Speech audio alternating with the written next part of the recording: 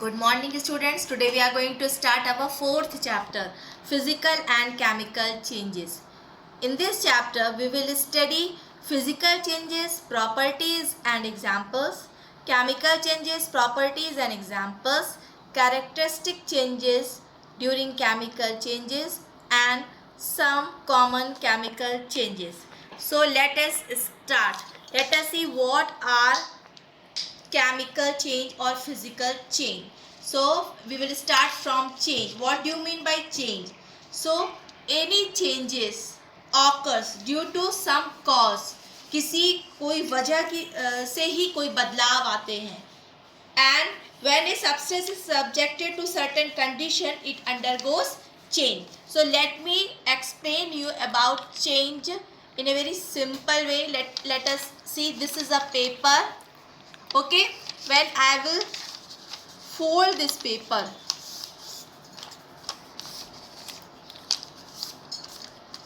so this is physical change because paper composition is still same, okay, and no new substance has formed. So this is physical reversible change. Reversible क्यों है? क्योंकि हम इस paper को fold भी कर सकते हैं और अनफोल्ड भी कर सकते हैं. हम इस पेपर को फोल्ड हुए पेपर को खोल भी सकते हैं. तो ये physical reversible change. Understood? Suppose if I will take a paper and if I will fold it,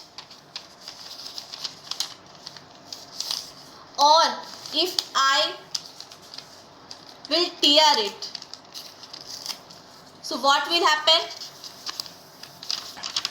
What will happen if I, is it possible to get back the same paper? No. So but no new substance has been formed, है ना. Paper वही है, उसका chemical formula cellulose का वही है, कोई नया सब्सटेंस नहीं बना, लेकिन अभी पेपर अपने पहले जैसे फॉर्म में नहीं है. सो ये फिजिकल इरिवर्सिबल चेंज है. इरिवर्सिबल चेंज है क्योंकि हमें पहले जैसा प्लेन पेपर नहीं मिला. जैसे पहले पेपर ऐसा था और अब ऐसा हो गया है, तो ये फिजिकल इरिवर्सिबल चेंज है. लेकिन अगर हम एक पेपर लेते हैं और इस पेपर को हम बर्न करते हैं, देखिए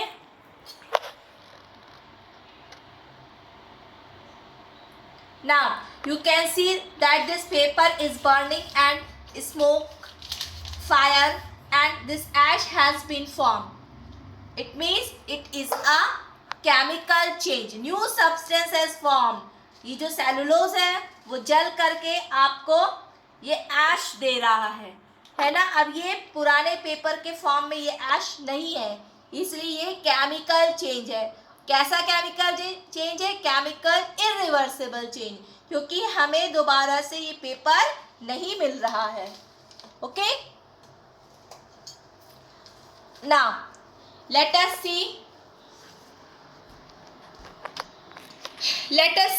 desirable change. What do you mean by desirable change?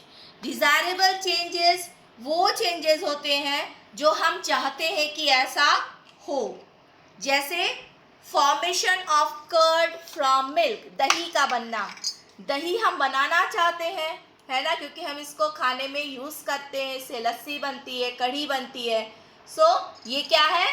Desirable change है, जो हम चाहते हैं कि ऐसा हो. अंडरस्टूड? डिज़ायरेबल चेंज क्या होता है? Undesirable change. अनडिज़ायरेबल चेंजेस वो चेंज होते हैं जो कि हम नहीं चाहते हैं फिर भी हमारे साथ हो रहा है. जैसे ये फ्रूट, ये देखिए गुआवा फ्रूट है पर वो यहाँ से ख़राब हो रहा है, सड़ रहा है. मीन्स रॉटिंग ऑफ फ्रूट और वेजिटेबल, ये अनडिज़ायरेबल चेंज है. हम नहीं चाहते कि ऐसा हो पर ऐसा वो अपने आप हो रहा है. अंडरस्टूड? नाउ इसी तरह से जब हम एप्पल को काटते हैं तो उसकी जो अंदर की सरफेस है वो भी ब्राउन हो जाती है. वो भी अनडिज़ायरेबल केमिकल चेंज है क्योंकि ऑक्सीडेशन की प्रोसेस होती है एप्पल की सरफेस पे. Now some changes are reversible. Reversible means, now we are going to see reversible change. Reversible change is a change in which a substance can be restored back to its original form. इसका मतलब ये होता है कि जो substance हम लिए हैं फिर से हम दोबारा से चेंजेस होने के बावजूद भी उसे हासिल कर सकते हैं. जैसे ये है वाटर. इस वाटर को जब हम फ्रीज कर देंगे रेफ्रिजरेटर में तो वो इस तरह से आइस में कन्वर्ट हो जाता है. Okay. now when we will keep this ice outside, so again it will start melting and it will get convert into water. You see, water. Understood? Again, if we will keep this water in the refrigerator, it will become ice. So this is a reversible change. Now let us see what is irreversible changes. Means that change in which a substance cannot be restored back to its original form. Just like when we will burn this paper, so what will happen? We will get a new product. The cellulose is burning and it is giving us ash, smoke plus water vapor plus energy and heat. Okay, so this is irreversible change. We cannot get back this paper from this ash.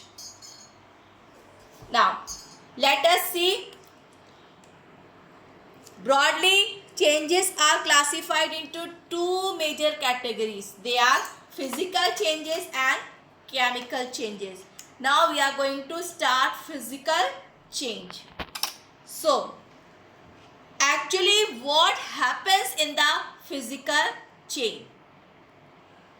When we deal with the appearance, texture, color, smell and solubility, shape, size, all these are the physical properties. So when water is boiled, when you are boiling water for preparation of Maggi, so what happened? You observe water vapor. Okay, so when you will cover this water vapor with a lid, है ना? So what happened?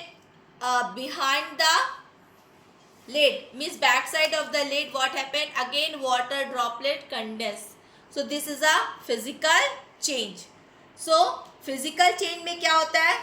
जैसे कि अगर हम ice का chemical formula होता है H2O, water का भी केमिकल फार्मूला होता है H2O और वाटर वेपर का भी केमिकल फार्मूला होता है H2O.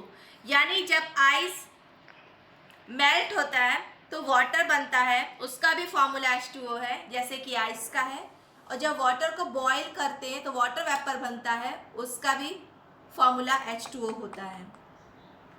इसका मतलब ये हुआ कि फिजिकल स्टेट बदल रहा है, सॉलिड, लिक्विड, गैस, लेकिन उनका केमिकल फार्मूला सेम है, H2O है, इसलिए फिजिकल चेंज है. इसी तरह से when we inflate balloon with air, so what happened? Balloon increases its size, okay, but the composition of balloon does not change, है ना. जितनी एयर है उसमें उतनी रहेगी और बैलून का शेप बस बदल जाएगा, लेकिन कोई कॉम्पोजिशन में चेंज नहीं होगा, उसकी बनावट, उसके केमिकल फार्मूला में कुछ भी बदलाव नहीं होगा. Understood? So I have already explain you that tearing of paper is a physical irreversible change, isn't it? And because no new substance has formed, okay. Now similarly,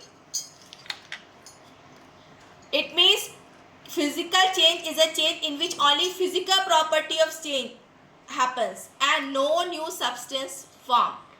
Now when we take water and dissolve salt in it. So do you know what type of change this is? This is again a physical change. Reason is that no new substance has been formed. जो पानी का formula है H2O वो still H2O है, और जो salt हम dissolve कर रहे हैं कॉमन सॉल्ट वो है NaCl.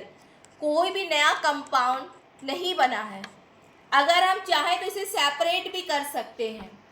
जब हम इसको पूरे पानी को इवापोरेट कर देंगे तो पानी भाप बन जाएगा और भाप को ठंडा करके फिर से पानी बन जाएगा, लेकिन बाद में नीचे की सरफेस पे वो सॉल्ट बचा रहेगा NaCl. जैसा कि समंदर के पानी को जब हम इवापोरेट करते हैं तो NaCl बचता है और सारा पानी इवापोरेट हो जाता है, भाप बनकर उड़ जाता है. तो कोई भी नया सब्सटेंस नहीं बना. अंडरस्टूड? सो ये फिजिकल चेंज है. इसी तरह से अगर हम इस कांच की गिलास को तोड़ देंगे तो इसके टुकड़े हो जाएंगे, और ये भी एक फिजिकल इरिवर्सिबल चेंज है, क्योंकि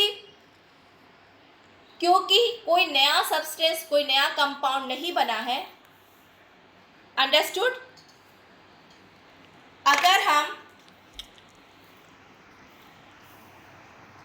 ये कैंडल बर्न हो रही है, आप देखेंगे बर्निंग ऑफ कैंडल एक केमिकल चेंज है, क्योंकि इसमें स्मोक भी बन रहा है, वाटर वेपर, हीट एनर्जी बन रहा है.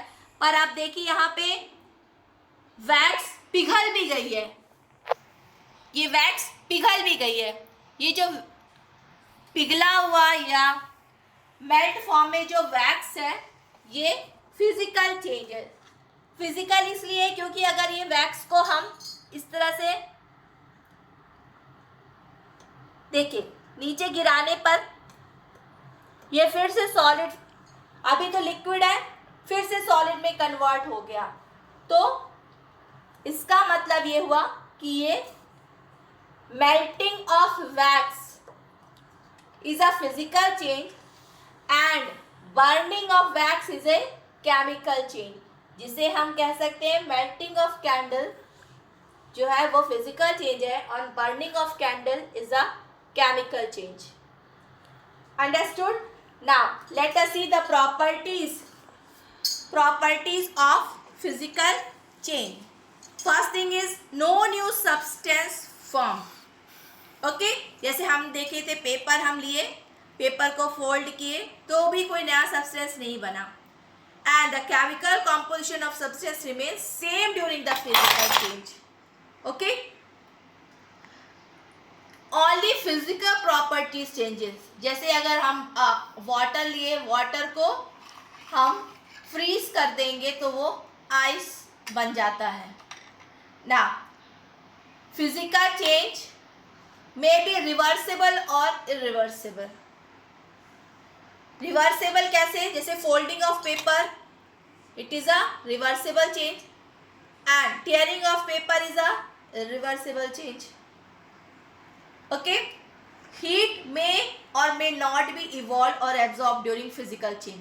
इसका मतलब ये हुआ कि जैसे पानी जब भाप बनता है तो उसको हीट की, एनर्जी की ज़रूरत पड़ती है, तो यहाँ पे वो हीट को एब्जॉर्ब कर रहा है.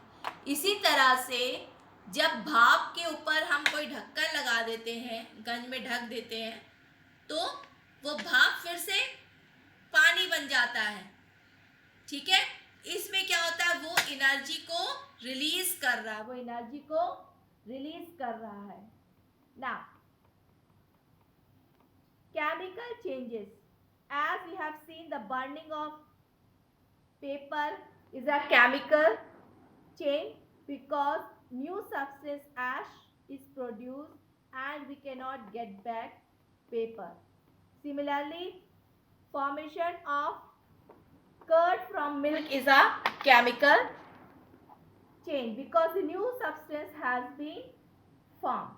So a change in which new substance are formed with new properties, इसे हम chemical change कहते हैं. Okay?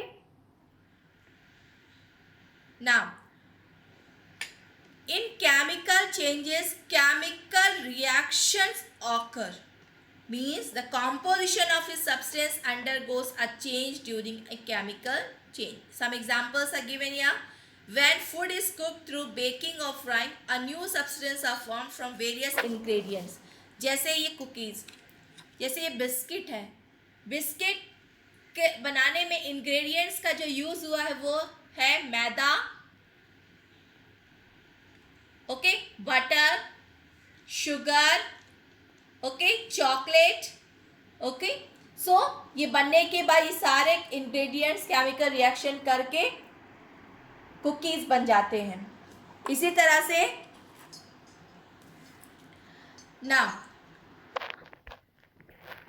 burning of a fuel, that is means as you know that this candle is burning, so this is again a chemical change as carbon dioxide, water vapor and energy is released. Now let us see the properties of chemical change. So what happened? New substances are formed during a chemical change. आपने देखा जब हम paper जलाया तो ऐश बना. इसी तरह से जब मैदा और बटर, शुगर, चॉकलेट ये सबको मिक्स करके बेक किया जाता है तो उससे बिस्किट बनती है. So a chemical change is usually irreversible. अगर हम फिर से चाहे इस ऐश से पेपर मिल जाए तो वो अब राख बन चुका, अब उससे हमें पेपर नहीं मिल सकता. इसी तरह से अगर हम चाहें कि फिर से बिस्किट से हमें मैदा मिल जाए तो नहीं पॉसिबल है क्योंकि इसमें केमिकल रिएक्शन हो चुकी है.